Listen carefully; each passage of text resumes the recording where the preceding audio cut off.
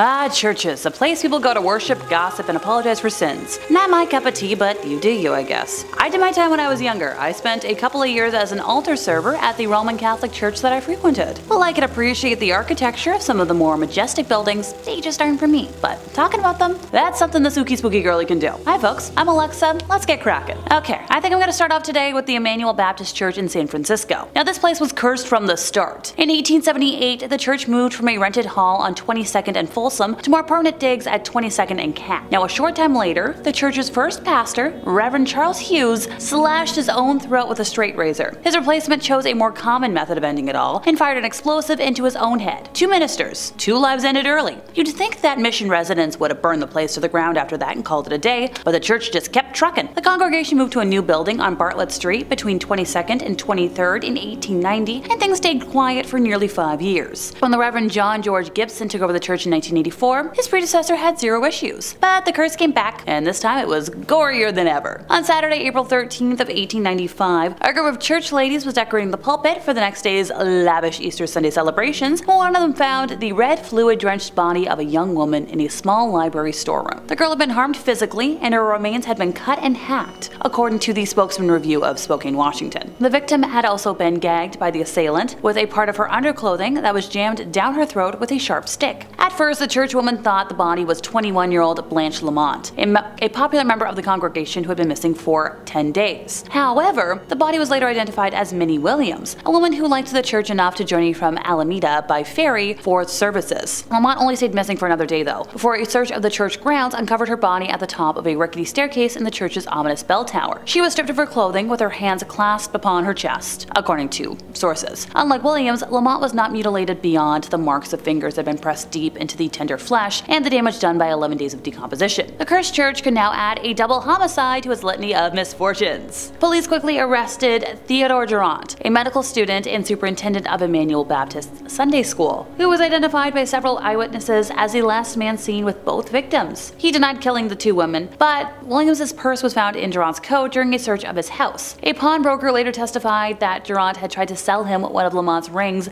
days after her disappearance. The jury found him guilty in just 22 minutes on November 1st of 1895. After the killings, Mission residents called for the cursed church to be burned to the ground, but it stayed. Even the earthquake of 1906 and the fires that followed failed to take down the building. At this point, I've lost track of how many people died at or because of this church, and as somebody who was already uneasy around religious buildings, hell to the no. The amount of bad energy is just oozing from this place. Sorry folks, it doesn't get any better with the Egg Hill Church. Now supposedly this is one of the most haunted churches that we know of. Legend has it that the crazy pastor of the Egg Hill Church killed all his parishioners post-communion and soon after went the way of the rope necklace. Local legend says that in the late 19th century, the church's minister decided to kill his entire congregation during a Halloween service. While the congregation's younger generation played in the rooms below the main church, the minister passed around poisoned bread and wine. While the second congregation choked on their last words, their offspring rushed upstairs to see the final moments of their parents. At the crescendo of the atrocity, the debauched minister went the way of the rope necklace near the altar. Some believe that his ghost haunts the abandoned church, while others believe that the ghosts of his victims haunt it. People have reported hearing the cries of the young victims that died at the hands of the pastor, even though the building remains locked away and empty. And hey, if that wasn't enough, word has it that the abandoned church and its premises are vandalized, along with being haunted by ghosties. Not that I think it'll do any good, but this is a warning to urban explorers and wannabes, maybe just avoid this one. Our next church might be a little obvious, but St. Michael's over in Chernobyl shouldn't really be on anybody's must-see list. It's about 5 miles from the Chernobyl nuclear power plant complex and 3 miles from the border of Belarus. It's in the abandoned vision of Krasny. It is located on the left bank of the Pripyat River and was previously part of the Red Chernobyl area, near the center of the village of Krasny, so this is the Russian Orthodox Church St. Michael's. It was built in 1800. It's encompassed by iron gates decorated with a cross and diamond motifs, and it's about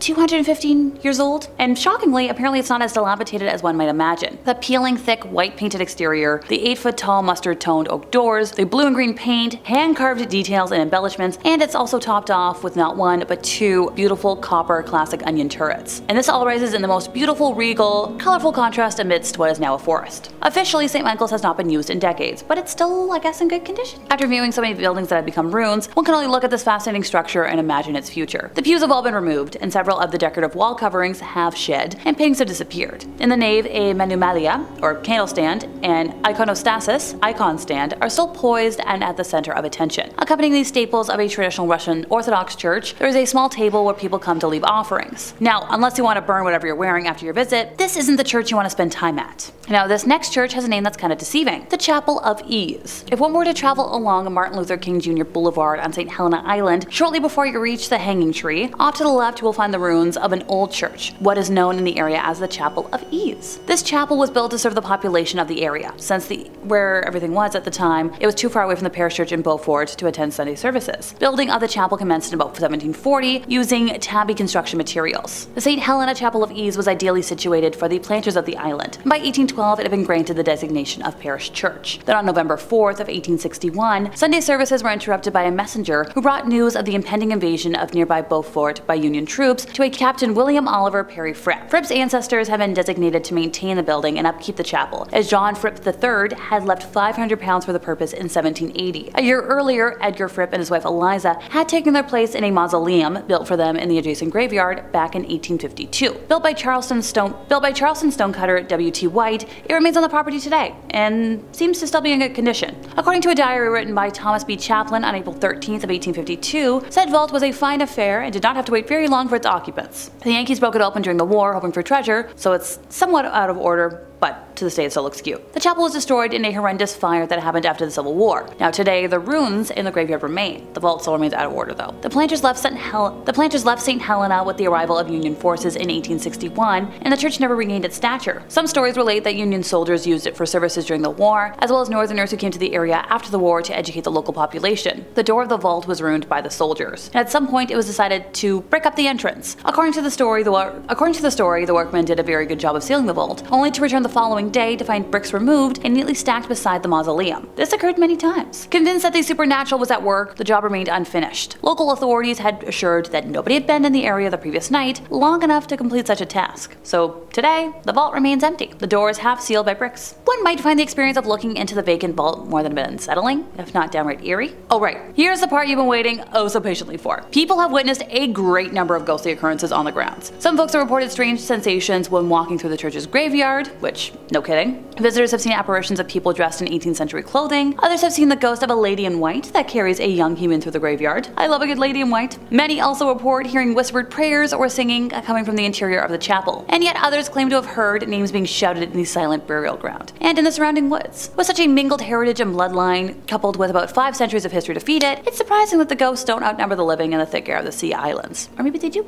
And finally, we're ending our time today with l'Abbaye de Morteme, or Mortimer Abbey. For over 80 years, Mortimer has stood as a haunted haven, a landscape woven with the threads of tales and specters. The Garage, a wolf woman, made her initial spectral appearance in 1884. Then there's Mathilde, the ethereal white lady, once a woman and now a dream haunting the corridors of the abbey. The ghosts of 4 monks, their lives extinguished during the tumultuous times of the Revolution, echo through the ages. Despite the skepticism of many, rumors persist, like, they do. The abbey underwent an exorcism in 1921 in an attempt to dispel the otherworldly energies that seemed to cling to its stones. Jacqueline Charpentier Café, the present guardian, stands as a bastion of reasons in a landscape often clouded by spectral whispers. Witnesses add layers to Mortimer's enigma. A guide with a trace of northern accent claimed a mystical connection to the abbey when a hairpin was cast into St. Catherine's source. A year later, she returned with her husband, the hairpin's allure transcending the mundane. Another solitary witness, tasked with a job within the abbey's walls, heard phantom footsteps echoing through its halls. A slow, deliberate gait that left an indelible mark on the witness's psyche, shrouding the abbey in an aura of disquiet. There was a painter from Lissors, a connoisseur of heraldry and coat of arms, refrained from returning to Mortimer after years of collaboration with his former landlord, now deceased. What mysterious revelations had she encountered in her artistic sojourns within the abbey's walls? The answer, like the mist that blankets the morning, remains elusive. The Cistercian monks, the ones I mentioned a moment ago, who once inhabited the abbey, sought, simplicity, nothing crazy, no luxuries. But they have a heated chapel behind the pantry. That kinda doesn't make sense with their vows. A peculiar warmth persists in that space, unaffected by the harsh winter outside, a subtle defiance of the laws of nature. Oh, by the way, in the winter, snow doesn't stick around to this location. Vegetation grows very early, and a true well-being emanates from there inexplicably. Also, Mortimer resists any kind of excavation attempts, as if guarded by the unseen forces that haunt its grounds. Prohibitions of the past, such as curtailing weddings and banquets by 2 in the morning, still are in place today. The spirits also mess with the phone lines, and so much more, to the point where it's no surprise to me why why priests wouldn't really want to frequent this place of worship. And that brings us to the end of our time, and my reluctance to go near places of worship has now doubled. If you enjoyed my ramblings today, could you help us out by giving this video a like, subscribing if you aren't already, hit the bell for more church scrutiny from us here at Top 5 Scary Videos, and I'll see y'all next time, you lovely spooky people.